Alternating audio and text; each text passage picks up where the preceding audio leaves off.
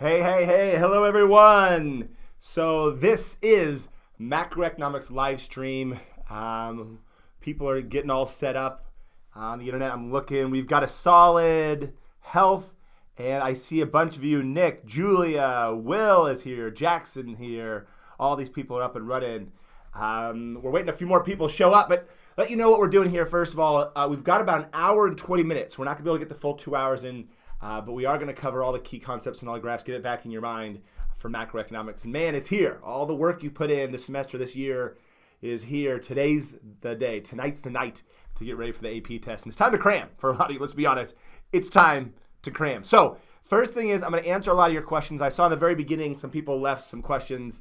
They're saying some stuff. But the first thing I want you to know is we're going to do questions this time on Twitter. And there's a reason for this. I know a lot of you guys don't have Twitter. It's not cool and stuff, I guess, if that's how you feel.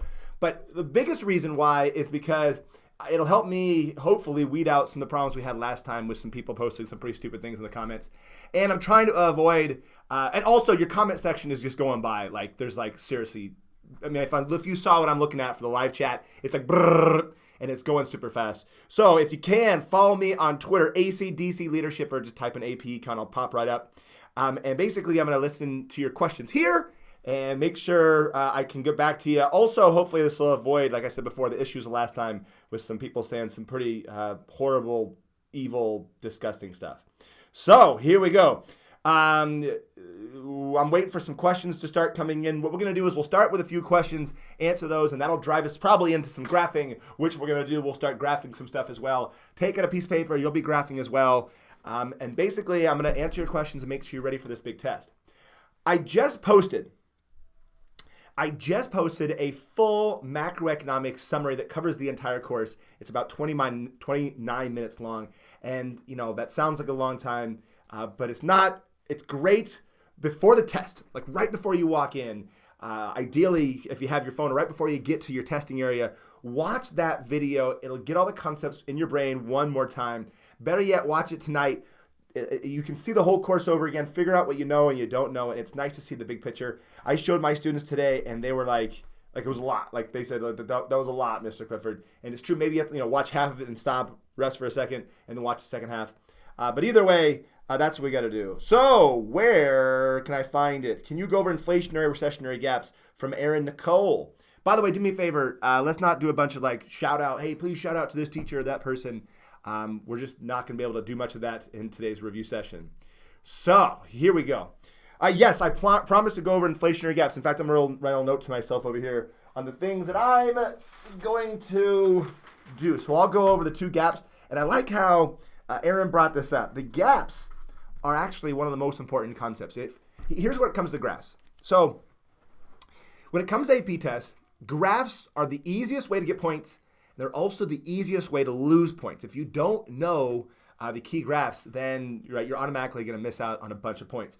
So you got to know the two gaps, a recessionary gap and an inflationary gap, using both aggregate demand and the Phillips curve. And if you don't know what I'm talking about, that's probably pretty bad because we're there. We're right there. But that's okay if you're not. That's why you're reviewing. So I promise, Aaron, great question. Can you explain shifts in the money market? Yes, I will definitely do the money market graph, and I will explain what shifts it. Most of the time when it comes to the money market, the vast majority of the time they're talking about shifting supply. This is the idea of monetary policy, but I'll do that for sure. Can you go over some of the formulas?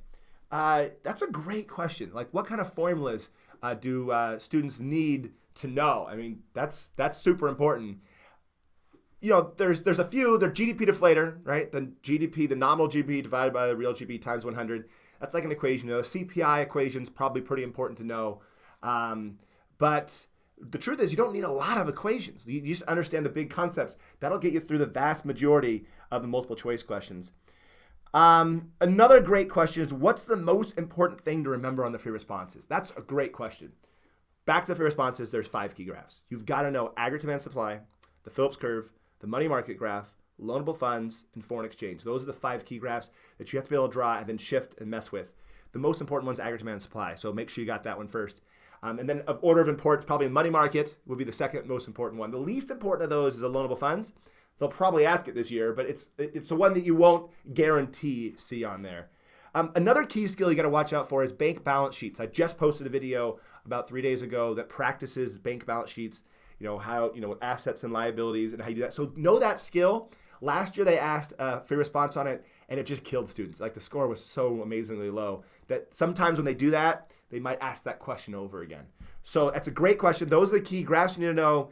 And also, if you don't know comparative advantage, you got to be careful. That might be asked on a free response as well. So you might have comparative advantage with 2 countries, what they can produce, and they ask, who has a comparative advantage, and then how much should they trade one, car for how many boats, sort of thing. It's called terms of trade. So those are the key concepts and key skills that you need to know. By the way, thank you so much for all these tweets. You guys are doing a great job bringing these things in. Do me a favor, make sure to follow me on Twitter. Erin also asked, Erin's getting a lot of hits here, bank reserves and changes in the money supply. That's the idea of bank balance sheets. I will cover that. Any time management tips for the exam? That's a great question. Is it Dara? Keep in mind, there's 3 free responses, right? And then there's 60 multiple choice questions.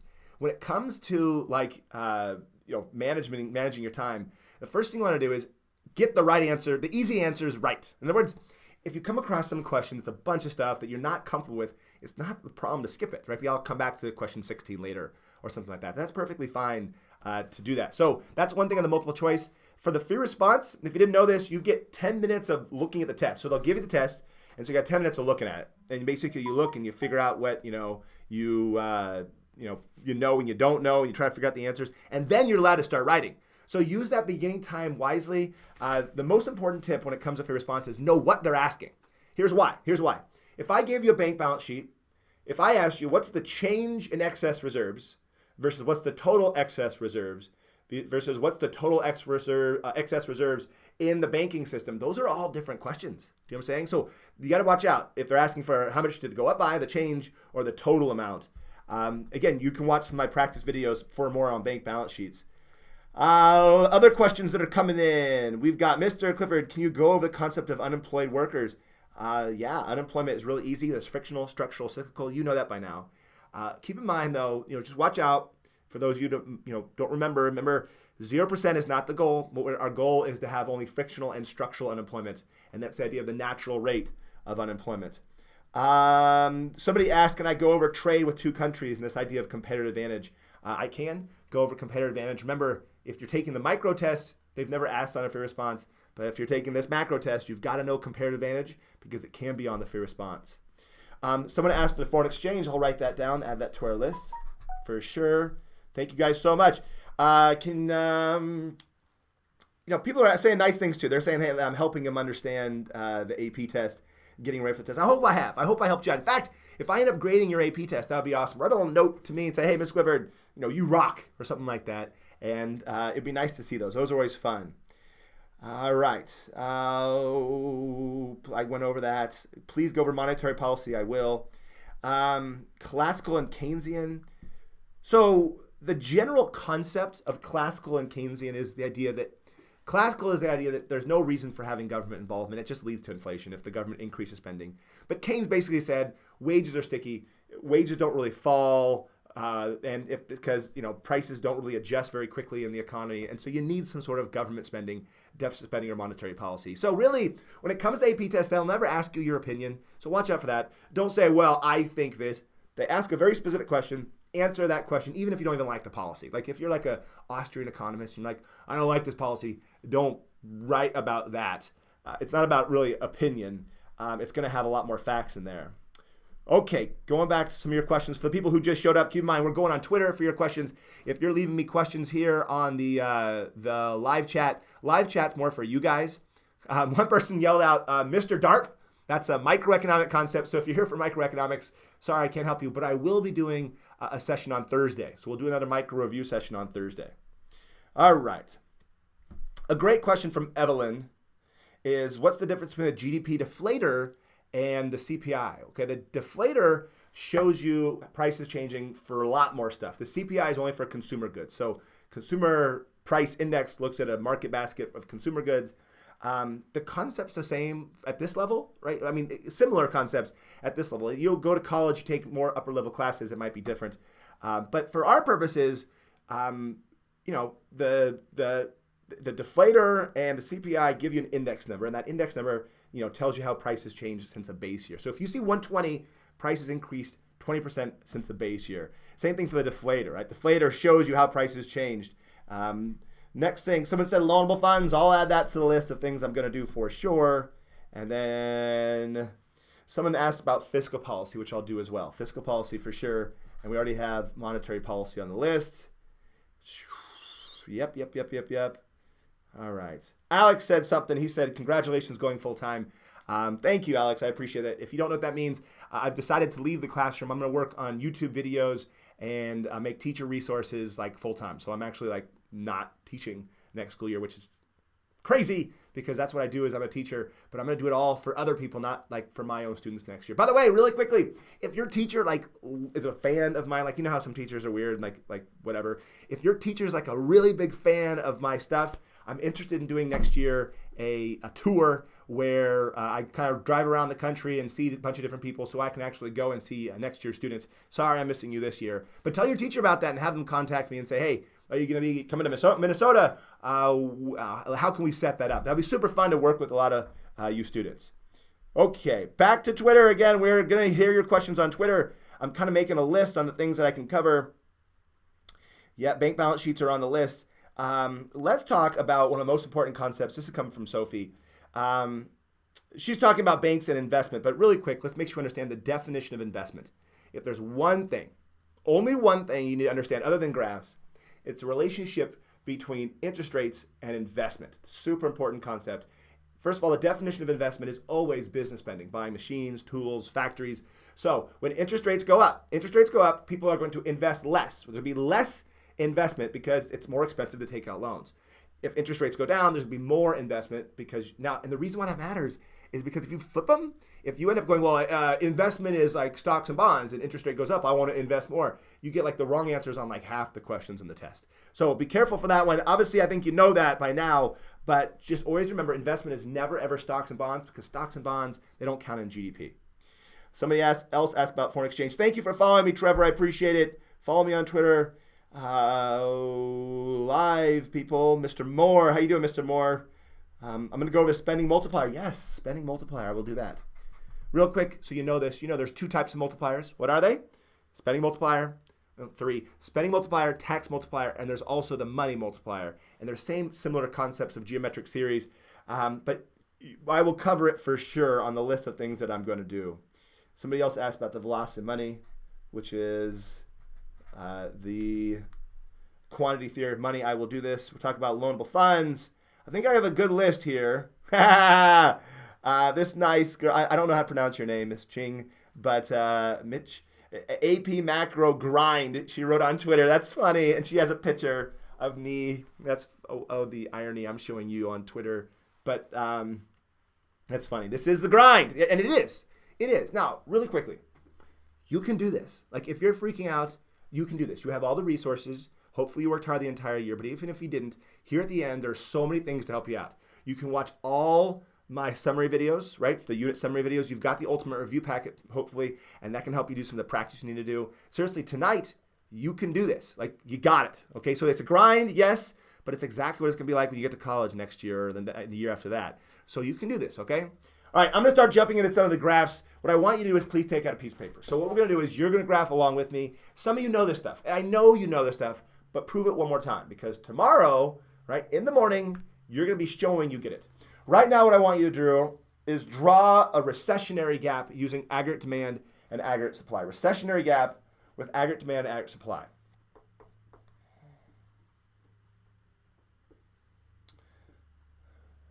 Now, all the people who are leaving live chat comments, you should stop. You should be using your graphing hand. It's funny watching you guys say what you're saying. Hey, I'm glad I could help you. No, seriously, for those of you guys who are saying thank you so much, I appreciate it. All right. There is a 98% chance that this graph is going to be on the test, right? Either, obviously, inflationary gap or recessionary gap. But that's the concept you understand is this is going to be on your test in the morning. So make sure you're ready for this. All right. Make sure you have the long run aggregate supply on that graph as well. Shows you where the economy is and shows you the idea of full employment. Ladies and gentlemen, big reveal. You know it. It looks like this, right? That's the graph that you should be able to draw every single time. Make sure I got in the frame. What you got here is price level, not the price. You got the quantity, which is the real GDP. You've got a downward sloping aggregate demand, upward sloping short run aggregate supply. You're always where aggregate demand hits aggregate supply in the short run, right? That's where you always are no matter what. So don't put the points there. That's not where you are. The vertical line tells you where you want to be. So this is what's called our potential GDP, and that's our actual GDP. Our actual GDP is less than our potential. We've got a recession. We've got high unemployment. We've got frictional, structural, and cyclical unemployment. So this is like 10% unemployment, and we're not producing very much stuff. All right, so that's the key graph that you need to be able to draw showing the idea of a recessionary gap. Now, next step, fix it. The AP test first response is really easy. The first question they do is they go, draw a graph, usually this graph. Then they say, do this to the graph. And they give you a scenario. If the government does this, or if the Federal Reserve does this, they set it up. But a lot of times what you gotta be able to do is close gaps. So we've got a gap, we've got a couple different options, right? So we can either use fiscal policy, monetary policy, or no policy, right? So fiscal policy, monetary policy, or no policy to close a gap. Now, here's the rule. Remember this. Both fiscal and monetary policy will shift aggregate demand.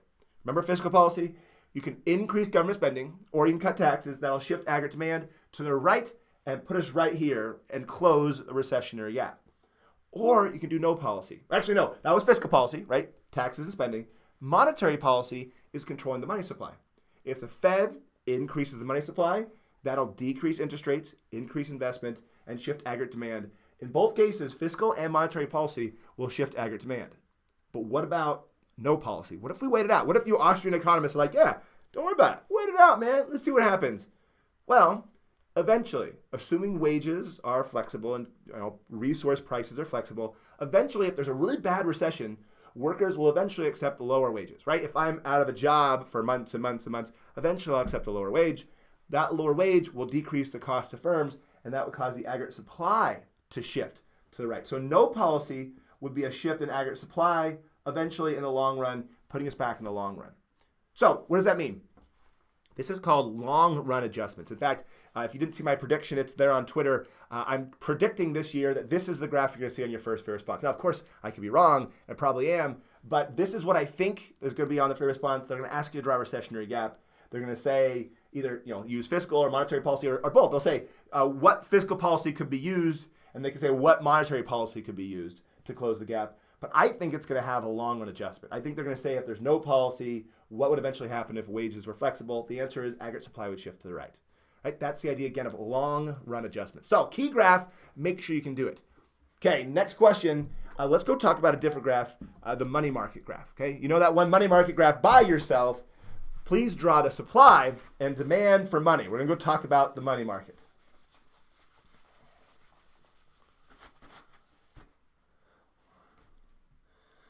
So if you're just showed up, I'll say it again. Go ahead and draw the money market graph and label the axes. Show what the graph looks like for the supply and demand for money.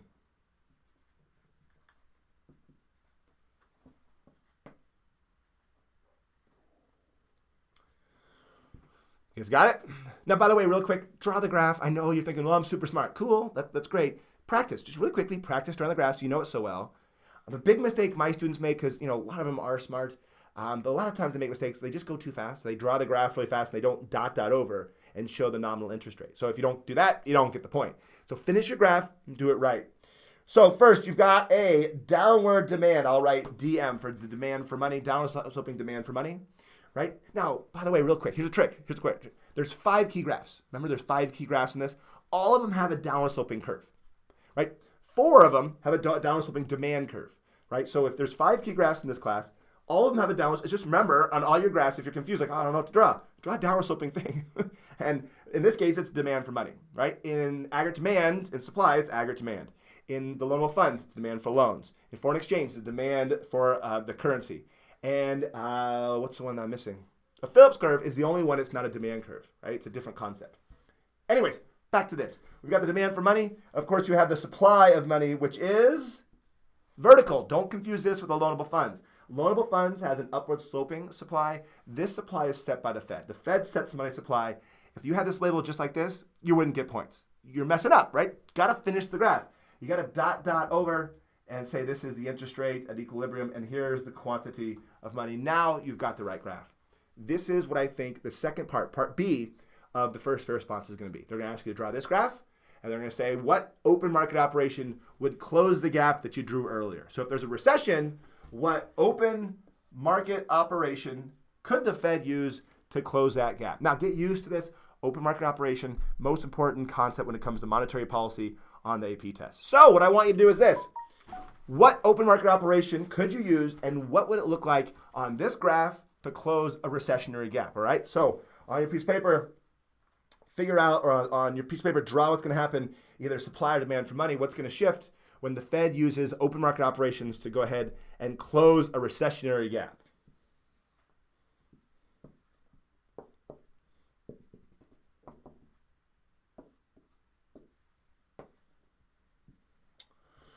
Right, demand or supply? What do you think? Demand or supply? Well, of course, it's supply. The supply shifts to the right. This is the idea of the Fed buying bonds. When the Fed buys bonds, it puts more money in the system. Putting more money in the system increases the money supply, drives down that interest rate. Now, why is that important? A lower interest rate means more investment, right? People are going to take out more loans to buy machines, tools, factories, and they're going to buy more cars, going to take out more loans to buy consumer goods, and that's going to increase the aggregate demand and close a recessionary gap. Notice this graph is a policy graph. This graph does not show you where the economy is. It doesn't say, okay, here's a recessionary gap or here's an inflationary gap. It's just a graph that shows you a policy. And that's the policy. It's done. That's the graph. Increase the money supply or decrease the money supply. That's called monetary policy. And that's what they ask the vast majority of the time. Now, they can shift the demand for money, and that could be different things. For example, if there's inflation, then people want more money. That could be an increase in the demand for money. But the Fed doesn't control the demand for money at all. The Fed controls the supply of money, and that's monetary policy. Okay? All right, that was a money market graph. We've covered the two most important graphs so far, aggregate demand and supply, and we've covered the money market graph. Really quickly, let's go over those multipliers. Okay, so we're going to switch over from graphs. What are the multipliers? You guys remember the spending multiplier and the money multiplier? Do you know what the equation is? Somebody earlier asked me about equations. Do you know the difference? All right. So there are two different equations you absolutely need to know, but they're the same idea, right? This one is the spending multiplier. It's 1 over the marginal propensity to save, how much people save of new income. The money multiplier, this one, is 1 over how much banks have to hold in reserves, right? It's 1 over how much you save. Right? Both equations are the same concept, 1 over how much you save. So the concept of the multiplier is on the spending side, when people spend, when the government spends, it doesn't, like let's say they spend 10 million, it doesn't just stop, right? 10 million goes up and it stops, right? 10 million becomes someone's income.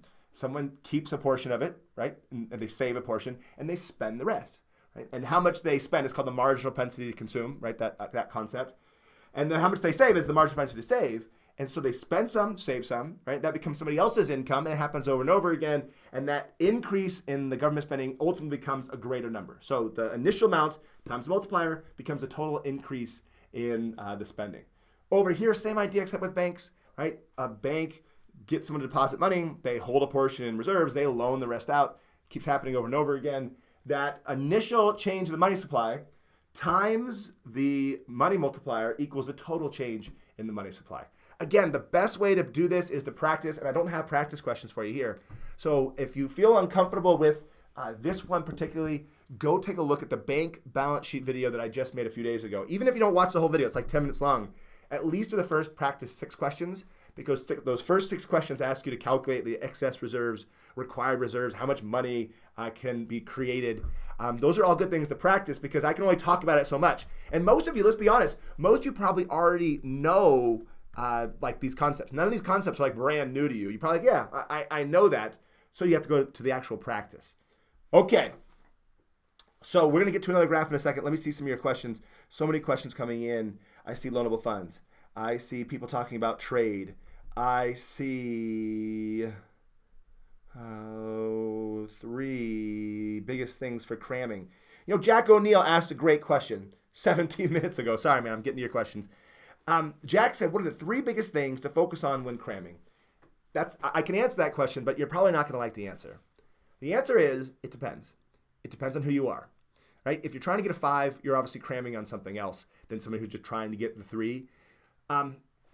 The things to focus on, though, are the big things that you already know most about, that you're not quite sure about. If there's something your teacher never went over, if there's like, for example, let's say your teacher never talked about the balance of payments. You don't know what the current account or the financial account is. You've never heard about them. There's going to be 1, maybe 2 questions on that, right? It's not going to be the entire darn test. So maybe really quickly watch a review video or the summary video for Unit 5. Get it kind of back in your brain. Go, okay, I kind of get that. But don't spend all your time on it. Focus on the area where you can get the most answers right. The things you're like, okay, I know monetary policy, but I'm a little shaky. Okay, practice. Now I'm going to get every monetary policy question right. So if it was me in your shoes cramming for this thing, I would go back to my video that I had, the 5 key graphs, watch that video again so I know how to draw the 5 key graphs. And then I would pinpoint the things that I don't know by watching the macro summary video that I posted this morning that go over the entire course. So I think that's the best thing to tell you, Jack, of what to do and what to cram. But let's face it, everyone's cramming. Or everyone's cramming right now, and everyone's trying to get this stuff done. What kinds of questions occur most in the multiple choice coming from Kirby? I've seen you before, Kirby. Callan, shout out to you. Multiple choice section asks very similar questions every single year. You're going to have your basic questions like, which one of these following workers are considered unemployed? They have a bunch of just scenarios. Or, what kind of unemployment are they? Frictional, structural, cyclical? They'll have that kind of question. So you're not going to see too many of those really, really easy ones, but there are several ones that are just the basic fiscal and monetary policy. Be careful when it says which of the following monetary policies can cause whatever. Just make sure you don't get in your brain fiscal policy. So separate them out. Fiscal policy is always government spending and taxes. Monetary policy is controlling the money supply. Required reserves, discount rate, open market operations. So to go back to your question, multiple choice questions, if you've done a practice test, before, maybe go back to that. So here's another strategy. If your teacher gave you a multiple choice question, or if you have my multiple choice questions from the Ultimate Review Pack. In fact, if you haven't taken a multiple choice test, and I mean this, stop what you're doing, stop watching this video, and go do it. You want to try multiple choice questions. There's a huge difference between me saying frictional unemployment is between jobs and you showing on a multiple choice that you can actually answer a question about frictional unemployment. So the best way to review is always multiple choice questions to see if you're actually getting it, and then do test corrections. Be okay, I thought the answer was A, but it's actually B. But why? Where did I mess up? That's actually where we probably get the most gains right now. If your teacher gave you a practice test, use it. If you have the Ultimate Review Packet questions, try them again. Or take a look and see what you missed and why you missed it. But you definitely need to take a practice test, or at least 10 questions here or there. Also, my summary videos, I have some unit summary videos where I go over the answers to all the questions. You can try those as well. But I think a good way to review, especially if you feel like for example, let's say, if you're one of those people who I've been talking and you know exactly what I'm saying. When I draw a graph, you're like, oh yeah, I know that. Or I show you this, you're like, yeah, I know that. You are the kind of person I'm talking about. You need to right now go do multiple choice questions. That's the best way, the best bang for your buck at this time. Because you're like, okay, I get it. But do I get it at the level that AP College Board expects me to? Back to some questions. I am going to do foreign exchange. Aaron Nicole asked about marginal propensity to consume. Tricia, I think I just went over fiscal and monetary policy for you. I'm going to zoom ahead, and I apologize for some of you guys. I'm kind of zooming past you to get more to questions that you might have asked more recently. So you guys asked so many questions. There's so many questions and so many posts. You guys are awesome. Thank you, first of all, for watching my videos. I really mean it. This is the joy for me to be able to work with you guys and try to help you here at the last possible second. That's the 5th, 6th, 7th person that's talked about foreign exchange. That I will do. I will go over foreign exchange right now. Yeah, okay. All right. Yes. Okay, ladies and gentlemen, let's do foreign exchange. One of the questions I can ask in the AP test, and one of my predictions, if you saw my tweet about what I think my fear response predictions this year are, I think you're going to see a question about foreign exchange in the 3rd fear response. Here's the question I'm going to ask you. Please draw it on your graph. Draw the supply and demand for dollars. Draw the supply and demand for dollars relative to the Japanese yen. Label the exchange rate, the demand for dollars, and the supply of dollars. Okay, so just draw the demand and supply for dollars in the foreign exchange. All right, good luck.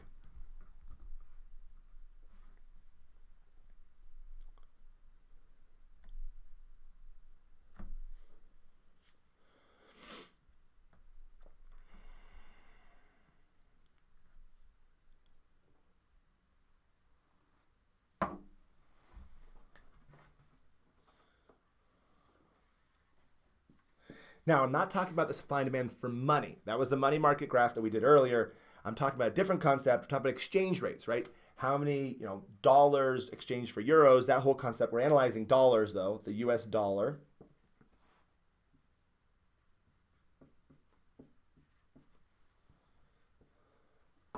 Okay, first, let's talk about the axes. If you write exchange rate, you'd be fine. If you just write exchange rate, but not interest rate. This is not inflation. This is not interest, right? This is the exchange rate. I'm writing the actual equation here. It's the yen per dollar. So the price of a dollar is how many yen you get for each dollar. The price of a yen is how many dollar you get for each yen, right? So this right here is actually, so if you've seen like an exchange and you see, a dollar is 0.001 yen or whatever the numbers are, you get the idea. That's that equation, that fraction. The price of a dollar is how many yen you get for each dollar. Now, of course, it's got demand and supply, and it's really easy. Remember, all curves, all graphs in macro, except for the production possibilities curve, the 5 key graphs I've been talking about, have a downward sloping demand. Now, here's the trick to foreign exchange. Ready? Who demands dollars? Now, you might think, obviously Americans demand dollars. Nope. When you go to the foreign exchange, if you're an American and you go to the foreign exchange, you're not in line to get dollars, right? You're not demanding dollars. You're usually supplying dollars. So the demand is by foreigners. I'll just write that. By foreigners. But in this case, actually by the Japanese. So the demand, the trick to understanding these questions about this is just remember, are you analyzing what Japanese people are going to do or what Americans are going to do? If you're analyzing what Japanese people are doing, then that's going to be the demand, right? And Americans, we supply dollars, right? You're putting in dollars in the foreign exchange for some other currency, and that shows you are supplying if you're an American. So buy USA. By the way, real quick, if you're from a country other than the United States, do me a favor, leave a quick shout out on the chats. Be like, yeah, from Costa Rica or Bermuda or don't count Texas as another country if you're one of those Texans that are that kind of way. So here we go. That's the graph. You got demand and the supply for dollars. Of course, you have to finish it off with a dot over. This is the exchange rate, and down here, dot down. That is the current quantity being exchanged. There's the key graph. Now, this is not a hard graph. What's hard, maybe, is like knowing what's going to happen when there's a change. So here's the change. Get ready for it. On the graph you've drawn, show me what's going to happen to the exchange rate, right? Will it go up or down if the United States has higher inflation? Okay? The United States has high inflation compared to other countries, compared to obviously Japan in this case. So higher inflation in the United States compared to Japan. What's going to happen is supply or demand, what's going to shift, if there's any shift at all, and what's going to happen to the exchange rate? Will exchange rate go up or down? In other words, the way the AP test would word this is, what will happen to the value of the dollar? In other words, will the dollar appreciate or depreciate when the inflation rate in the United States is a lot higher, right? There's your question, so you can figure it out on the graph, okay? I'm going to go back to some of your questions as you guys work that out.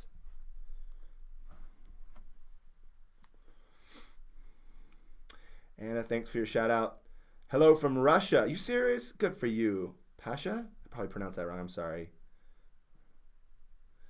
I can. The people who want balance of payments, I'm not going to go over it anymore. I really did a good job covering it, I think, in that video I just posted. I think that's the best way to do it, especially if you need that individualized help. And besides, it would be hard for me to draw one up. So...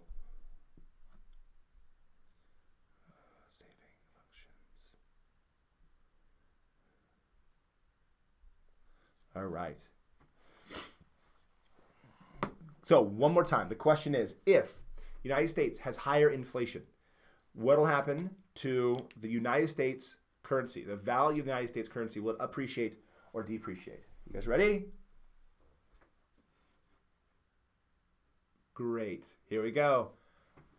There's 2 right answers. What? Well, the exchange rate is going to fall. So the exchange rate is going to fall. The dollar is going to depreciate. That's going to happen no matter what.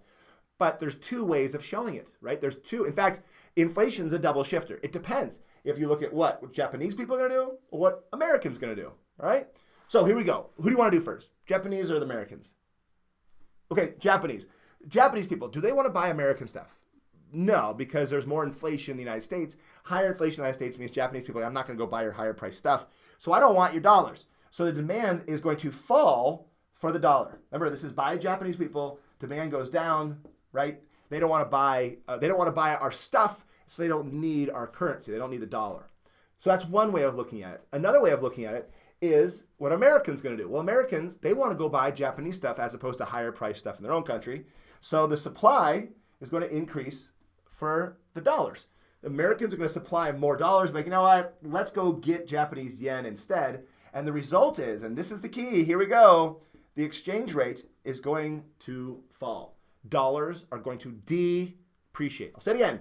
Dollars are going to depreciate. That's the answer. Now, here's the good news. Ready for this? I'll whisper because it makes it feel like it's more exciting.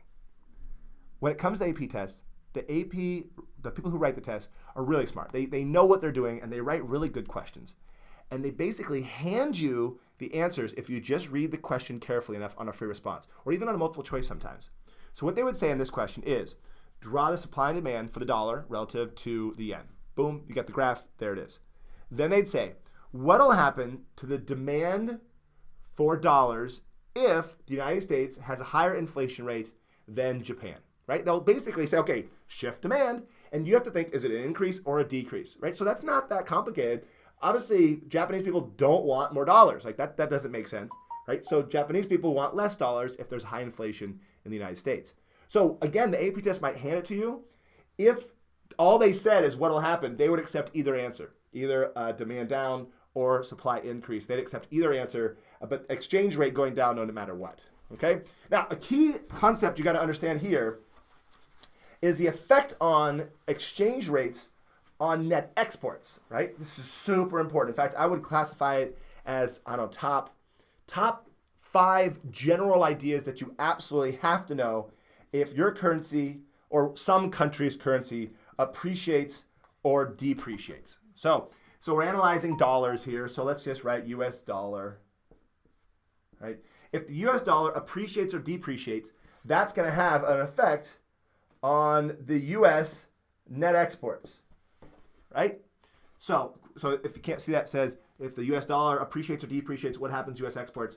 So what happens to exports and imports for the United States? So in other words, up or down, up or down, up or down, up or down. So if the currency depreciates, what will happen to exports? What will happen to imports? By the way, really quickly, you can use these letterings on the free response. You probably just want to write out the answers on the free responses, but X, perfectly fine for exports. Don't use I for imports because I is investment. So if you're going to use shorthand, make sure you know how to use a shorthand.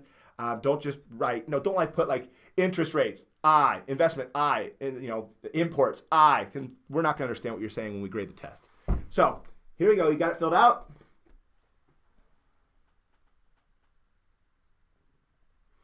All right, here we go. If United States currency appreciates, that means people are going to buy less of our exports because our currency is more expensive. So if our currency is more expensive, they're going to buy less of our stuff because it's harder for them to buy it. But the good news is, I guess we can import more of their stuff. So net exports minus imports is going to decrease, right? So the GDP in the United States would decrease because net exports is a part of GDP. And if the dollar depreciates, that means other countries are going to buy more of our stuff, which is good for exporters.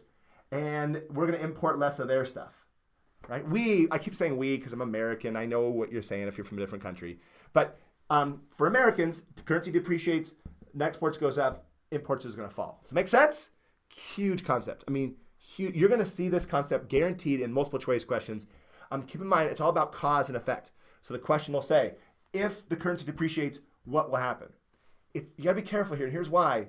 Don't go too far. I know it sounds weird, but if the currency depreciates and net exports goes up, right, then you could keep going and messes you up. Well, if the net exports goes up, that means they need more of our currency. The demand's going to go up for our currency, so our United States currency will appreciate. Do you know what I'm saying? And if it appreciates, we'll buy less of our stuff. In other words, these can go on these big fat circles if you don't just stop. The question says, if United States currency depreciates, what happens to the exports? Done. Stop. That's it. Huge concept. You got it? Okay.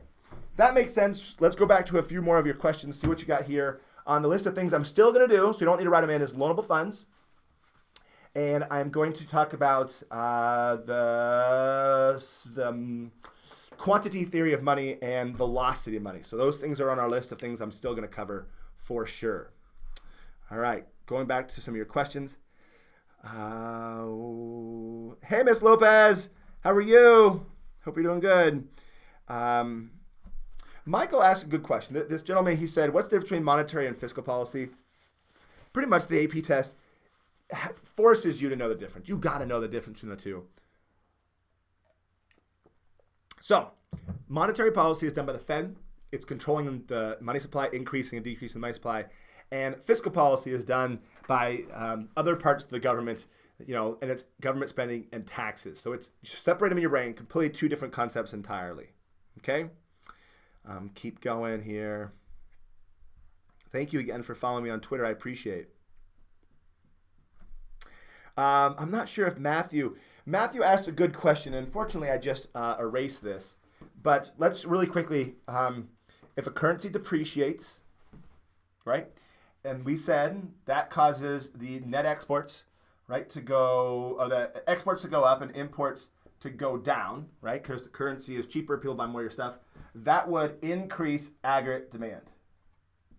So basically, I want you to realize, because he asked a good question is, well, what's the relationship between this and this one? Remember, net exports is a part of aggregate demand. In fact, when you think of aggregate demand, I want you to think of it as the GDP, with the equation for GDP. GDP equals what? It's the, C plus I plus G plus XN, or X sub N. So GDP is all the consumer spending, business spending, investment, government spending, and net exports. So appreciation, depreciation shifts net exports. Ready for this? This is what's exciting. Sorry, I'm taking a phone call. Sorry. Watch this. This is super cool. Ready? Fiscal policy focuses mostly on C and G, right? So when fiscal policy with taxes, lowering taxes, is designed, let's just do a expansionary policy, is designed to increase the consumer spending, right? So in other words, when the government lowers taxes, that increases disposable income, increases consumer spending. The other option of fiscal policy is to increase government spending. Okay, there you go. That makes sense. Now, monetary policy, right, and controlling the money supply is all about interest rates, right? It's all about protecting interest rates to this. Now, in this case, we said we're using expansionary policy. If the Fed increased the money supply, lowered interest rates, that's focusing mostly on I and on C, right? So this equation is so important because the fiscal policy is trying to get aggregate demand moving and getting the economy up and running through C and G. Monetary policy is mostly doing it through I and C, right? But mostly through I. People taking out loans and buying more machines and tools, right? And then net exports, well, a currency, if they wanted to, they could try to get their currency depreciated relative to other countries, right? So that's the idea, of the country, actively going in and trying to manipulate its currency. If they decrease the value of their currency, that could potentially increase net export. So it's another way, I guess, you could use to increase the GDP. We don't talk about it. It's not a main, concept that we analyze. But usually when we talk about fiscal monetary policy, we're talking about what's called a closed economy. We're analyzing just C, I, and G, and we're leaving out the whole thing with other countries. Okay, does that make sense? Totally? All right. So going back to your questions, we are 45 minutes into this review session. 45 minutes in. I will explain current account and financial account. Super, super easy. And let's point how up to this point, I'm covering all the big stuff. So I covered aggregate demand supply, the two gaps, recessionary, inflationary gap, fiscal policy, monetary policy, money market graph. Those are all super big concepts. I just talked about fiscal policy, the multipliers. Balance of payment, it's a big idea, but not super important for the AP test. Like, it's an idea that shows you transactions between countries. So countries have to deal with transactions and who's doing what and who spent what on what. And so something called balance of payments keeps track of that. By the way, I have the worst handwriting. I'm sorry about that. That makes you probably feel horrible. Balance of payments. So there's a balance of payments. You learn this in Unit 5 when we talk about international trade. Basically, it keeps track of all international transactions, and it's two different accounts. The first one is the current account. Current account. All right, the other one's called the financial account. Okay. The details, there are details here like with anything else. I want you to first know the balance of payment is really, it's not so much economics, it's actually more accounting. It's just keeping track of who paid for what. The current account is made up of three things, right? So when we talk about the current account between countries, we're talking about basically the sale of goods and services, things that people buy between countries. So what's called the trade, the balance of trade, whether they have a trade deficit or a trade surplus, that would be inside the current account. The current account also is included in their investment income. So if you owned a ski resort in another country, the money and the profit you're getting back each year, right, that you're making off that would count towards the current account. And also the last thing is it's called net transfers. This is when one country gives money to another country, if there has a hurricane or something going on, that would also count in the current account. Now here's the trick. The current account is for things where the deal is done. It's current. In other words, I bought something from your country. Done. Right? I didn't buy a business in your country. I'm not going to make more money off the thing. If you buy goods and services from another country, if you just got a certain payment from a business you have in another country, or if you're sending money to another country or they're sending money to you because they're getting some sort of aid, that would count as a one-time thing. There it is, done. Current account. The financial account is owning assets. In other words, things that create value and you'll continue to get money from them, right? So financial account is basically, we're talking about bonds or stocks or ownership of a business. So if American bought a restaurant or a hotel in Canada, that would count towards the financial account, right? So think of it this way. If the American bought the Canadian, right, hotel, the inflows in Canada would increase, right, because money's coming into Canada. Then the outflows in the United States would increase. So there'd be more outflow in the United States and more inflow into Canada, which would cause Canada to get to a financial account surplus. So they'd be moving towards the surplus in Canada. And the United States, it would be moving towards a deficit, a financial account surplus. A financial account deficit. Now, if you didn't get that, don't freak out. You know this concept. It's not that hard. When one country buys, watch this, exports and imports. When one country buys more exports than it imports, what do they have? Well, that's called a trade surplus, right? Surplus, right? So if a country increases more exports, right, from another country, that would move them towards a current account surplus. Now, what has to happen on the other end is when it comes to the financial account, you need to have a financial account or be moving towards a financial account deficit. So I'll say it again. If a country has a current account surplus, that means they have to have a financial account deficit. It's called the balance of payments, okay? I made a video talking about the balance of payments with more examples with China. But for our purposes, what you need to be able to do is this, all right? At least for the AP test. Understand that they'll give you an example. So what of the following is the best example of something that would count in the financial account? And they'd say, a French company buys a plane from the United States. Or, a person living in the United States sends money home back overseas. Or a Canadian buys a hotel in the United States. Boom, right? There's the financial account. They're owning an asset, right? The other one was just, buying a product, like the deal's done, it's exports. The other one was remittance. And then the third one is an example of buying an asset. So just remember, financial account is assets. Does that make sense? Right. Again, it's not the most important concept in the world. If you're like, I don't get it, that doesn't make any sense at all. You're not going to see the entire darn AP test about balance of payments. And of the two concepts in Unit 5, it's better and more important to understand foreign exchange than it does just the balance of payments. Make sense? I hope it does. Okay, let's go back to Twitter, see what you guys are saying. If you've just joined us, keep in mind, I'm on Twitter because, quite frankly, there's 1,000 things coming in here through the live chat, so I can't tell. Oh my gosh, there are so many of you guys watching right now. This is awesome. Hey, listen, this is a good opportunity for me to say this. Thank you. I mean this. Thank you, guys and girls, for watching my videos. It just is awesome. If you didn't already hear about this, I'm actually leaving the classroom. I'm going to start doing YouTube videos full time. If you haven't already done so, I know I'm pandering here, but please subscribe to my YouTube channel. Come back and watch some of my videos over time. I'm going to try my best to entertain and educate you because let's be honest, People need to understand economics, right? At least in the United States, we got to figure this stuff out. We got healthcare issues. We got government spending issues. We got all sorts of things going on, and people need to understand this stuff and realize, you know what? Economics is pretty cool.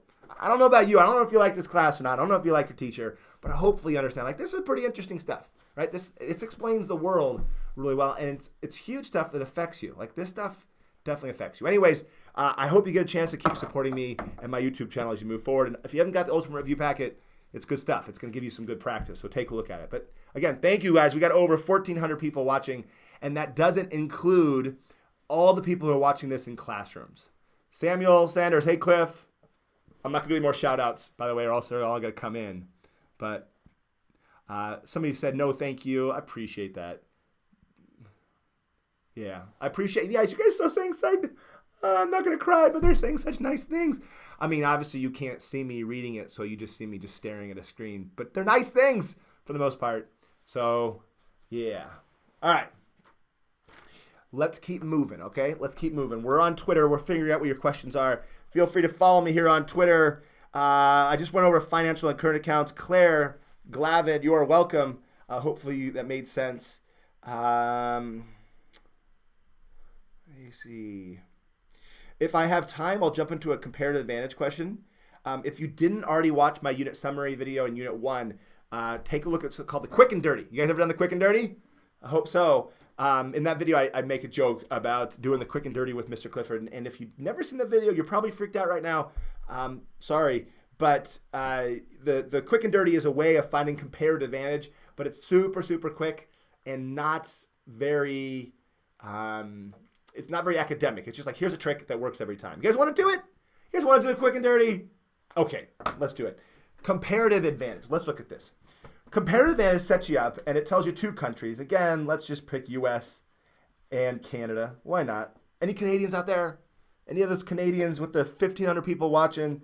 I hope so. You guys are a nice neighbor, right? But don't mess with us. We got guns. A lot of guns. We've got two countries, U.S. and Canada, and we've got two different products. The products don't really matter. Let's just do boats and cars. A couple things to watch out for. There's two types of questions you got to watch out for. They're called input questions and output questions. So be careful on this one. If you end up saying, for example, and I'm throw some numbers in here, 5 and 20 and 5 and 10. If you end up saying numbers, first of all, there's some things they've done in the past. So let's talk about this. Once in the past in multiple choice, they switched this up. They put boats here, cars here in U.S. and Canada. I teach my students, listen, just redraw it this way so it's easier because you've seen this before this way. But the thing I want you to watch out for is output and input questions. We're assuming when you look at this is 5 boats, and this is 20 cars, and this is 5 boats and 10 cars with the same number of resources. So with the same number of workers and machines, USA can produce 5 boats, and they can produce 20 cars, right? That's an output question. In other words, if you want high numbers, that's an output question. But if you read the question carefully, sometimes they can do the opposite. They can say, this is the number of hours it takes to produce 1 boat. Or this is the number of workers it takes to produce a car, right? So in that case, you want lower numbers. So take a look. Who is better? And if this was an input question, who is better at making cars? Well, if Canada takes only 10 hours to produce a car and the U.S. takes 20 hours, then a lower number would be better. So be careful if it's an input question. Now, they've never really asked input questions on the free responses, but they have asked them in multiple choice questions in the past. So be careful if you see that. So let's do that quick and dirty to find comparative advantage. Before we do that, there's something called absolute advantage. Absolute advantage tells you who's better at making this. So let's call this an output question and say this is 5 boats, 20 cars, 20 cars. So obviously, who's better at making boats? Neither. They both produce the same amount. Who's better at producing cars? Well, the United States can produce 20, which is more cars than Canada. So the United States has an absolute advantage in the production of cars, right? That's what you'd see on a free response. Now, that's just too darn easy. The AP test has moved past that. They usually ask about comparative advantage. But what do you have? You've got the quick and dirty. The quick and dirty is basically showing you there's only 2 right answers for comparative advantage. That's it. Either U.S. is going to produce the boats and Canada does the cars. So this is the right answer, these two, right? That's the scenario. Or Canada is going to do the boats and U.S. is going to do the cars. That's it. Because you can't have a comparative advantage in both. There will be no question written where it says United States has a comparative advantage in both boats and cars. That doesn't make any sense. It doesn't help understand the concept of trade. They're not going to write a question like that. So the answer is either U.S. does boats and or Canada does the boats, and the other country is going to do the other one. So here's the quick and dirty. If U.S. does boats and Canada does the cars, that would be, I can multiply 5 times 10, which would be 50. All right, it doesn't matter where you put this number. Just understand that would be a total of 50 stuff, that would be produced. 5 times 20 is 100, right? So I want a higher number. This will always work. Don't add them. If you add them, it doesn't always work. But if you multiply them, it always works. 5 times 20 would give you more stuff. So that means right here, I'm circling the one who has a comparative advantage. Canada should produce the boats and U.S. should produce the cars. Boom! It works every single time. The quick and dirty is the quickest and easiest and dirtiest way to find comparative advantage. It just gives you Canada does boats, U.S. does cars. Now, let's be honest. The AP test people, they're smart. They know that people like me teach people like you this stuff. So they don't ask questions like who has a comparative advantage, at least not the whole for response. What they do is they give, how much does each one car cost, right? How much does each one boat cost? So they ask more details when they do these questions. So I'm rewriting this over again. The kind of question you might see is, for the United States, right? One question you might see is, how much does each one boat cost the United States in terms of cars that they give up? So I'll say it again. How much does one boat cost the United States? You know the answer? So I'm going to write these in. So forgive me, but kind of hard to write here. One boat costs, I'll write equal signs. How many cars? Well, this is 4 cars that they could have produced, right? If you're spending time producing 5 boats, you could have produced, and in time you produce 1 boat, you could produce 4 cars, right? And it's the opposite. The reciprocal over here, 1 car equals how many boats? Well, 1/4 of a boat that they could have produced, right? I'm not sure if you can see that, and it's kind of ugly. And I made a bunch of other videos on it, but I'm going to cover it here. So this, in other words, what you're doing is you're calculating, it's called per unit opportunity cost. So each one boat costs 4 cars. Each one car costs 1/4 the boat that could be produced. Now, can you do the same thing for Canada? Could you figure it out the same idea I just did? Can you? All right, try it. If you're writing this down, 1 boat for Canada is 2 cars they could have produced. They could have produced 2 cars. And that's equal sign is basically saying it's the opportunity cost. Each one boat costs 2 cars they could have produced. And each 1 car costs 1/2 a boat for Canada. Okay? Again, if you're lost right now, you're like, I don't even know what you're doing. I'm calculating the per unit opportunity cost. How much does 1 car cost? Well, it costs 1/2 of the boat that I could have made. All right? So now what we got is pick which one has a lower opportunity cost. So who should produce the boats? The one that gives up 4 cars, the one that gives up 2 cars, right? Because the United States gives up 4, Canada gives up 2. Obviously, they have a lower opportunity cost.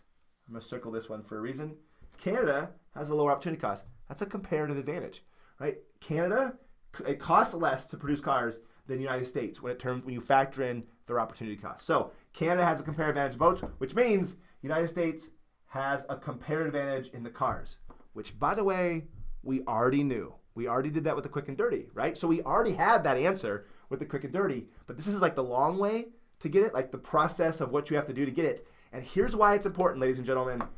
We got to take it to the next level. Terms of trade.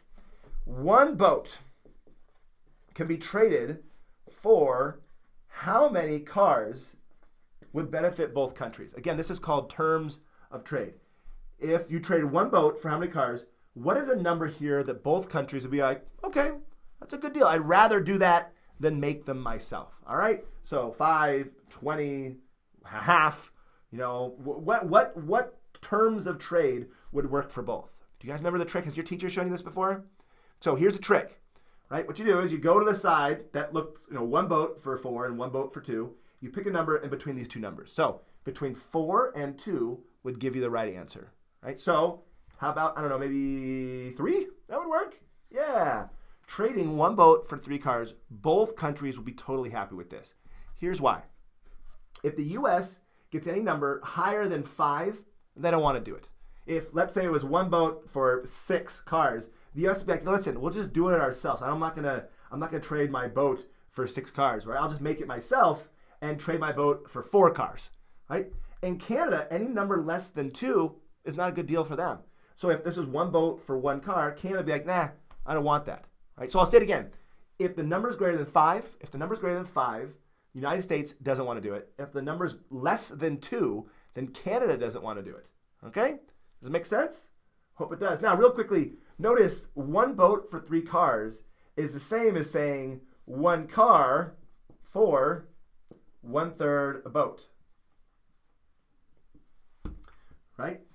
So this is the same terms of trade. If you're confused like what I'm doing, I just switched it around. So 1 boat for 3 cars is the same as 1 car for 1/3 of a boat, right? So you be careful on the AP test. If you see this, we're now on this side, right? The number needs to be between 1/4 and 1/2, right? So 1 car for how many boats? Any number between the 2 works. So 1/3 is between 1/4 and 1/2. So that's why those terms of trade work. So I got good news and bad news. Which one you want first?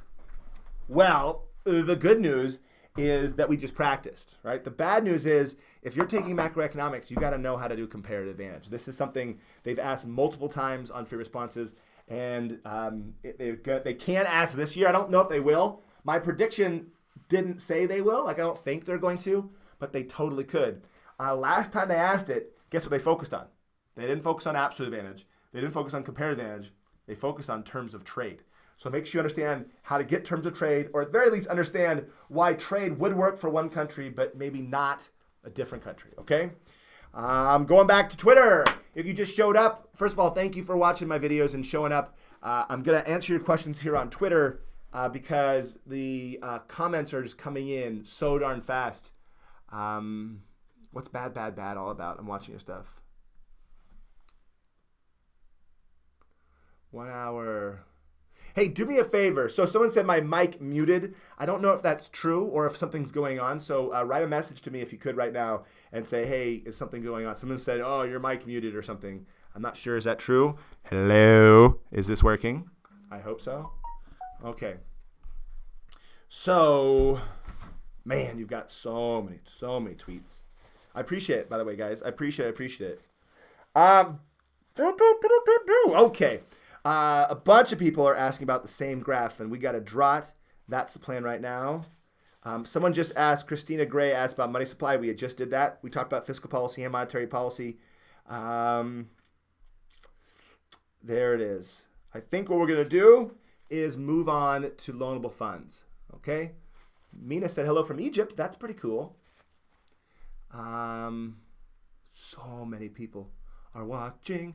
Awesome. Hope you guys, are ready for this test. You guys having fun? You guys excited for this test? I hope so. All right. All good. I see all your comments are coming in. We're all good. We're fine. We can hear you. We're good. I'm going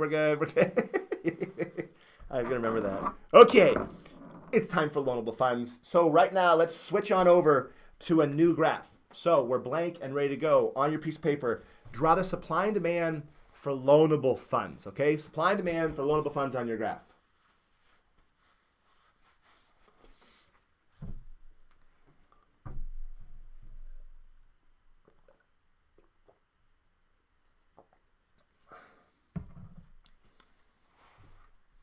Yeah, the comments come so quick.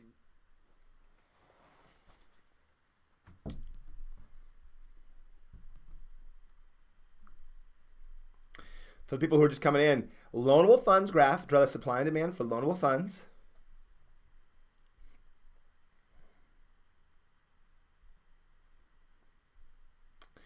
If you didn't already do so, please follow me here on Twitter. Natalie, I appreciate you telling me the mic's not muted. Thank you so much. Also, people who just showed up, keep in mind, please, in the AP test, write, hey, you rock, Mr. Clifford. And when I grade your AP test, I can know. I'm not going to help you, by the way. I'm not going to grade you any better or any worse than anybody else. But it is nice to know that I'm helping you guys. Unless, of course, you totally suck. If, you couldn't answer the free response and I did a horrible job of helping you and you're like, I'm horrible at econ and Mr. Clifford sucks, don't be like, Mr. Clifford, I got a 0 out of 10. Thanks, right? I mean, and I'm not picking on you. What I'm saying is, obviously, I didn't help you very much if you got a 0 out of 10. But it is cool to see if I did help you, which is awesome. Okay, so we are back up and running. with the loanable funds graph, which looks like, not this, we got to draw it. First, keep in mind the y-axis is the real interest rate. Both the supply and demand for money, the money market graph, and loanable funds have interest rate on the y-axis, except this one is the real interest rate. Right there it is, real interest rate. The bottom is the quantity of loans. Now, today, one of my students asked, well, why is this one real and the other one's nominal? They've never really asked that in the AP test, but you should understand this, since we're talking about loans, when you're taking a loan, you need to know the real interest rate. You need to factor in inflation to make decisions, right? So, for example, before we go into that, let's say the nominal interest rate is 10%, right? So I'm switching from the graph, just give me a second here. Nominal interest rate is 10%, right? If inflation is 3%, great. What's the real interest rate adjusting for inflation? Well, obviously it's just 7%. So if I gave you a loan for 10%, you borrowed money from me for 10%, but inflation goes up 3%, then I'm really only getting back 7% in actual purchasing power. Now, why that's important is, well, if that changes, and let's say, boom, inflation rate's 13%. It's unexpected. I didn't know that was happening. All of a sudden, we had 13% inflation. That's going to change the real interest rate, right? The real interest rate, I'll write that up here. Real interest rate would be what now, right? Well, it would be -3, right? Which, in other words, I lent out money to you, but inflation eroded all of the money I was planning on getting back from you, right? So in this case, a real interest rate could be actually negative. The point is, when you're making decisions, whether you're going to borrow or lend to someone, you're adjusting for inflation. That's why right here, it's the real interest rate. Real interest rate has a downward, or loanable funds has a downward sloping demand curve, right? Downward sloping demand curve, and an upward sloping supply curve, which is right there. And you put it together and you get the interest rate and the quantity of loans. There's your key graph. Now, it seems like, yeah, it's easy, because it is. It's just supply and demand for loans. Now, the trick here is just keep in mind who's demanding and who's supplying. So, who's demanding loans? Well, borrowers. That demand curve is by borrowers. So, if something affects borrowers, shift the demand, right? Shifting demand is borrowers. Who supplies loans? Well, lenders. Lenders supply loans. And if you think, well, a bank, not just banks, me and you, right? I put money into a bank. When I deposit money in the bank, I'm making more money available to be loaned out, right? When I buy a bond, right, that it puts more money in the system to be lent out, right? So these concepts of demand and supply, or if I issue a bond, all these things can be affecting the loanable funds market. Okay, so this is loanable funds. Make sure you got it. The majority of the time in past responses, they usually ask the same question. Now, before we jump into it, let's talk about the shifters. The demand shifters are anything that affect people's willingness to take out a loan. So if, for example, the economy is doing better and businesses are more confident in where the economy is going, that could increase the demand for loans, right? So the AP test, though, when it comes to loanable funds, because there's a lot of different ways of thinking about it, they'll usually set you up. They'll say, for example, draw the supply and demand for loanable funds. There it is.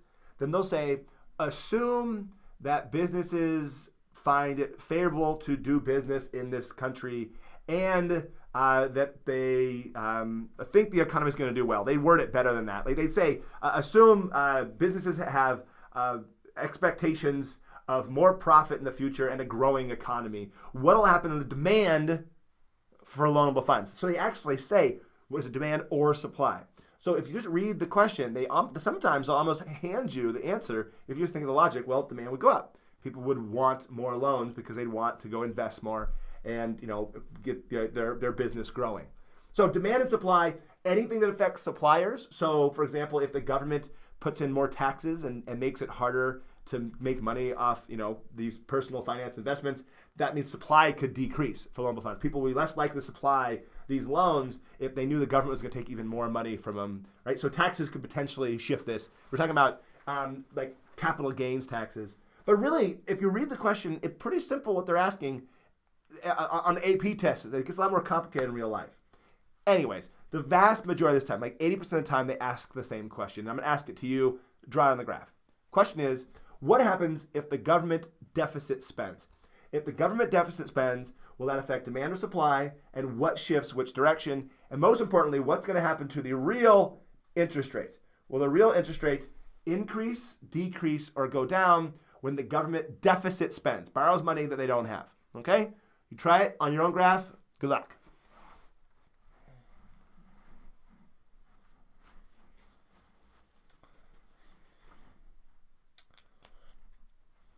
All right. Hopefully you got it. So here's the right answer. There's two of them. There's two right answers.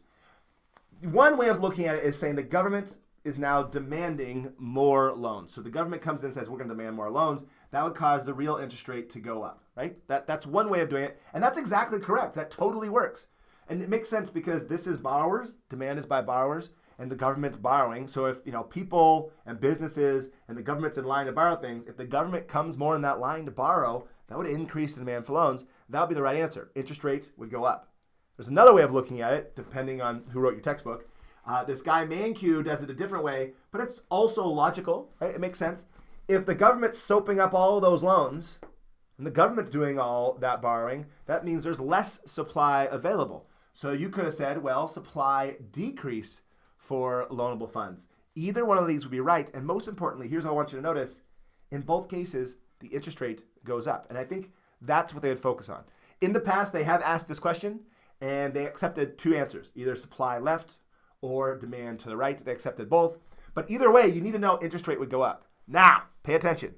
You should know what this is called.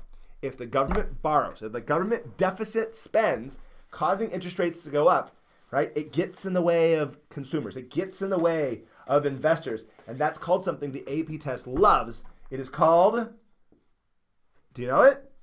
Crowding out.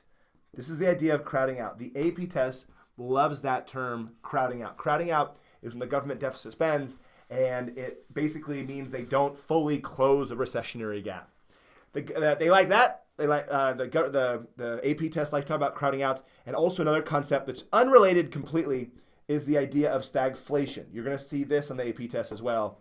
Stagflation is when aggregate supply shifts to the left and we have higher price level and less output. So these are the kind of questions you'd see where it says, what is stagflation or what is crowding out? You see those questions in the test. But if you've taken past tests, it's just the same stuff you've seen before. Okay, back to Twitter. Let's figure out what's going on here. Again, thank you so much. We've got even more people who showed up to watch this video. Thank you so much. And I mean that. Seriously, thank you so much for watching my videos. I made these videos back in 2009 for my own students, and it's just been crazy. It's been a crazy ride. Now I have my own studio. Also, I have something cool. Watch this. I have, one of these. I don't usually show people or talk about it. But last year, the YouTube sent me out the silver play button because I hit 100,000 subscribers. And if you actually look at my subscribers in the corner of your screen, you can see it's actually up, right? What I think I'm, another, 150,000 or something like that subscribers. So this is because of you. Thank you. Seriously, thank you. This is a voluntary exchange. You guys enjoy my videos. You guys pass AP tests. You guys tell your friends that this stuff is helping you. And then I get to do this. I get to pay for the resources to get the studio up and running. I get some money from the Ultimate Review Packet. And now I get to leave the classroom. And that's what I'm doing full time. I'm making videos full time, teaching people more about economics and how to think and how to make better decisions when it comes to economics. So thank you again so much for watching my videos. It's amazing that I have a chance to do this with you guys. All right, so here we go. Let's go to Twitter, see what you guys are up to. Remember, we're not going to be able to take this all the way to the end of the hour, but we are going to get as far as we possibly can to help you guys out. I can only talk so much, and I mean that. I know I said this earlier. I told you guys the best way to review is to practice. Listening to me speak is effective, but I'm going to be done here in a few minutes because honestly, the best way to review is to try practice questions. So if you haven't done so, take a look at the practice for response questions. If you haven't done so, take a look at ACDC Leadership or acdcecon.com. I took all the free responses they've given in the last 12 years and I ordered them in like how often they ask those questions. So for all the AP tests they've been asking, basically I organize them on my website so you could see how often they ask aggregate demand supply. And so take a look at that if you haven't already done so, and then try some of those free responses if you have the time, or definitely try some multiple choice questions. Dang, there's so many of you guys watching. Oh my gosh, this is so cool. Thank you guys. It's awesome. All right, back to this stuff. All right, here we go. Alex just asked, who's helped and hurt by inflation? Great question. The people who are helped by unanticipated inflation are borrowers. People who are hurt by unanticipated inflation are lenders, right? And usually you'll see a multiple choice question on that exact concept. So Jake Vossen asked a good question about elasticity and who pays a burden of a tax. That's a microeconomics concept, Jake. So basically, I'm going to do a microeconomics review session on Thursday, same thing like this. I'll go ahead and post it on Twitter. If you didn't follow me on Twitter, do so. Can you explain money multiplier I had done earlier? If you didn't see that. And I just did crowding out. Julie, automatic stabilizers, they're not hard. So we're trying to do a lot of details now. I see what you guys are doing. We did the big things. You're like, okay, what about this little thing? It's really easy. Automatic stabilizers, there's two types of fiscal policy, discretionary and non-discretionary. In other words, when C goes down, when consumer spending falls, the government increases spending. They try to, C goes down, government spending goes up. When that happens, the government can either do it two ways. Discretionary fiscal policy is when the government just does a brand new law, like a stimulus package, and goes, okay, let's increase government spending, or let's, cut taxes, and let's get the economy up and running when there's a recessionary gap. There's also the automatic stabilizers. These things automatically, without a new law, cause government spending to go up or taxes to go down. For example, when the economy is in a recessionary gap. So let's go show the business cycle for this concept. It'll be making more sense with this graph. So over time, the GDP goes up and down. You've seen this graph before. You understand the 4 phases of the business cycle, so I'm not going to go over them. So this is the real GDP, and this is like the trend line, or what's called full employment, right? Or, full employment is the idea of, long run aggregate supply, the idea that we're, producing in the long run. Economy goes up and down. Obviously, inflationary gap is here, right? Full employment and a recessionary gap. The good news is, by the way, in the United States at least, we're actually right here. We're actually at full employment. The economy is doing good. We're up and running. We're at, the natural rate of unemployment. The economy is up and running. We'll see about that in the future, but that's where we are now. The point is this. When the economy is down here, right, we'll say point A at this point. By the way, real quick, the AP test doesn't ask you to draw this graph. If you're spending all your time on this graph, stop. This is not the graph that you absolutely have to draw. It's a concept graph that helps you understand ideas. If we're at point A with a recessionary gap, right, the government can increase government spending, right, or they can cut taxes using fiscal policy to try to get us back at full employment. Okay, that makes sense. But there's already things in place. For example, when the economy goes down here, well, what happens to taxes? Well, taxes automatically fall. Why? Because people fall to lower tax brackets. So when the economy is down here, people who are in a higher tax bracket fall to a lower tax bracket, and that means their taxes fall, and their taxes go down, so they have more money to go buy stuff. And so that would work counter-cyclically, causing the economy to start going back up with no new law in place. Another one is transfer payments. When the economy is going down, that means the government's giving more welfare and more unemployment benefits, and those people go spend that stuff, that employment benefits, and that would cause government spending, right? Even though it doesn't count, I remember social welfare doesn't count in GDP, but when people spend that welfare, then that does count. That would cause the economy to start going back up with no new law.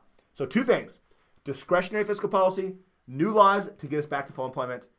Non-discretionary fiscal policy are the automatic stabilizers that automatically get us back to full employment. That make sense? Hope it did. Was that Julia that asked that question? Because it was a good question, Julia. I'm proud of you. I'm proud of all you guys. Okay.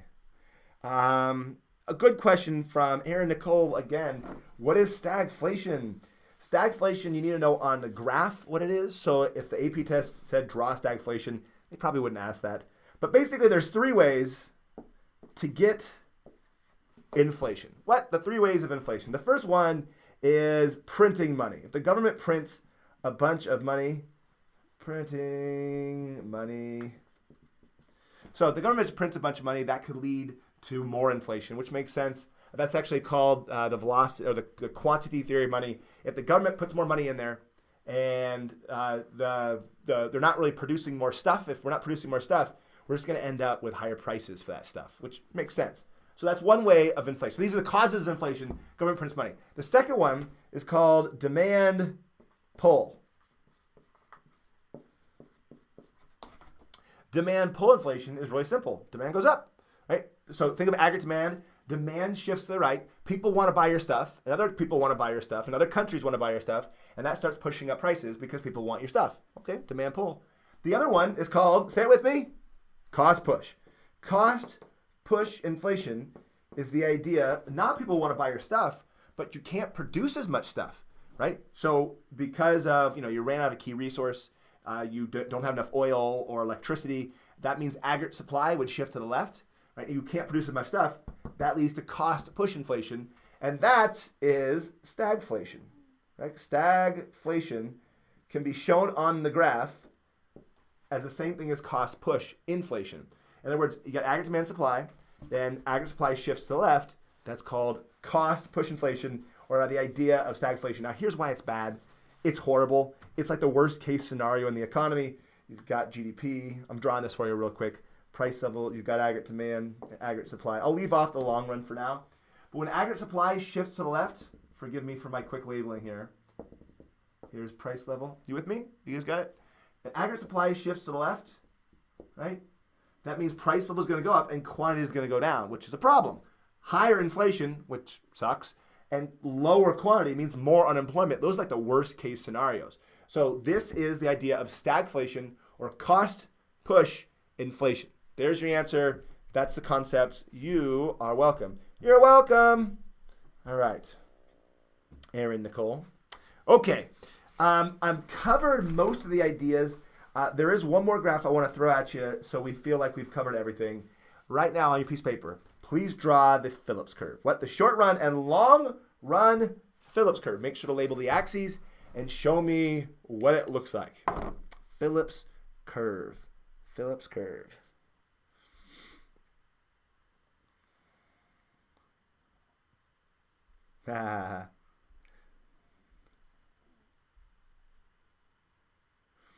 Okay, Katie Finnegan, I will. I know that you want it, and I'll give it to you. She says, please give Mr. Brunner a shout out. Mr. Brunner, I hope you love teaching AP Econ. Obviously, Katie likes your class or she wouldn't bother me with giving you a shout out. But I'm giving you a shout out because we've got the best job in the world, Econ teacher. You know it. Yeah. Awesome. I love our job. This stuff is awesome. How'd you guys do on the calculus test? Was it tough? Yeah, I know my students did the calculus test today. They said it was big. All right. All right. There's John. Hey, John. How you doing? Ostick. Nice to see you. Philly. All right. Sorry, you remember what you're doing. You're on the Phillips curve. Try Phillips curve.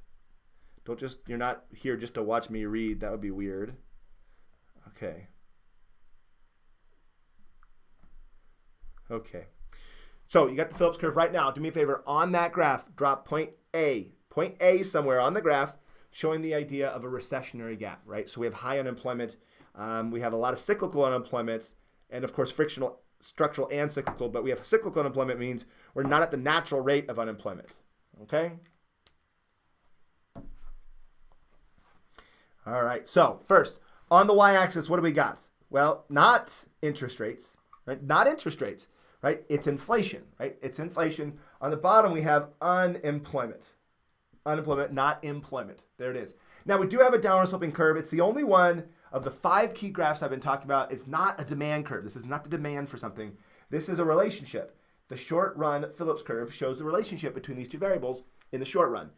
You get high inflation, right, and low unemployment, or you can have high unemployment with low inflation. In other words, there's a negative relationship between these two things, inflation, and unemployment. We also have a vertical long run Phillips curve. In the long run, right, we will be at full employment right here. This is some amount of unemployment, which is like the natural rate of unemployment down here. 5% unemployment in the United States. So point A, where would point A be? Well, it's right here. Yeah, unemployment, a recessionary gap would be point A. I'll put some dot down and dot over too.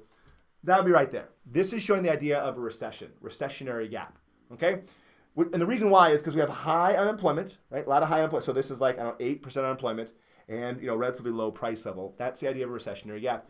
Notice, aggregate demand supply and the Phillips curve show where the economy is. That's what these two graphs do.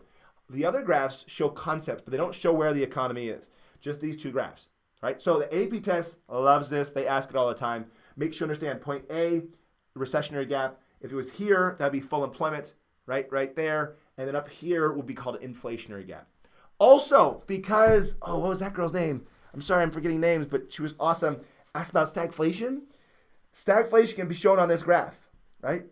So if I told you aggregate supply shifts to the left, and we end up with higher prices and more unemployment, what happens to this graph? Well, you might think, it's a point. Actually, if we started here, and I'll put point A right there, if we're at full employment, the idea of stagflation would be the same idea as the short-run Phillips curve shifting out to somewhere out here. Now, why? Let's put point B.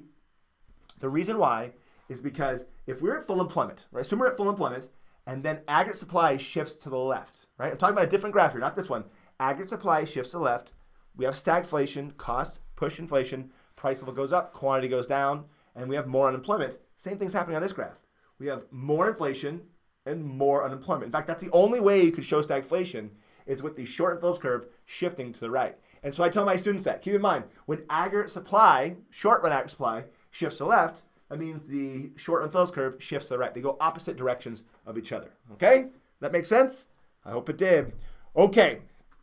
Ladies and gentlemen, it is now time to wind down. So, I can only talk so much, and you already have all this stuff in different videos. I hope I helped you guys out. Seriously, though, I really appreciate you watching my videos. I hope that all these graphing, all these concepts that we're doing are helping you guys actually learn. Let me give you really quickly some tips getting into the test, okay? Getting ready for this test. Tip number one, know the graphs. There's 5 key graphs. They might also ask the production possibilities curve, so know that one. Also, know the key relationships. There's some key relationships. I did another live stream for the people who got the Ultimate Review Packet. In the very beginning of that video, I gave you the list of all the key relationships, right? And when I say relationships, I mean how does investment affect, or how does interest rates affect investment? How does appreciation affect net exports? How does reserve requirement affect the money supply? So know the relationships between all the different concepts, because really macroeconomics is just all about relationships. That's really what it is. If you can keep track of those, you can get at least 20 out of the 60 multiple choice questions by just knowing the relationships. So know those. Know the key graphs. Also, have confidence. This is a logic test, really. It's a logic with vocab test. So they say, okay, this occurs, what's going to happen? Think about it. Don't get caught up in, I wonder, I'm too confused. And look at the answers. The answers, most of the time you go, that answer doesn't make sense. I'll give you an example. If you see a free response or multiple choice question that says, what will happen to the value of dollars and the value of pesos? All right, look at the answers. If it says dollars will appreciate and pesos will appreciate, draw a line across that. That's not the right answer. Dollars can't appreciate and pesos can't appreciate relative to each other at the same time. One's going to appreciate, one's going to depreciate. So if you know that can get rid of a lot of the multiple choice questions automatically. The answers, because you're like, yeah, that's not a possibility. If you see on a comparative advantage question, Canada has a comparative advantage in cars and Canada has a comparative advantage in boats, cross it out. That's not possible, right? So you know the rules, you know the concepts. Right now it's time to practice. If you didn't do so, please get the Ultimate Review Packet. If you like my videos, get the Ultimate Review Packet. It's going to help you practice this last chance. You got 2 practice AP tests. If your teacher gave you a practice AP test, go try those multiple choice questions. Make sure you're actually getting it. Take a look at my Twitter. I posted what I think the AP test is going to be on this year. I'll say it again. Thank you so much for watching my videos. It is a pleasure being your online, semi-online teacher. Please keep sharing my videos with the juniors or the other students who will be taking this class next year. You guys are so close. And for you seniors, the class of 2017, this is it. Macroeconomics is probably one of your last AP tests. You're so close to being done, okay? I wish you all the best in college. I want you to apply economics, understand these concepts, and seriously have an awesome life, because you're going to be using econ for that entire life. Thank you so much for watching my videos. I really appreciate it. Until next time.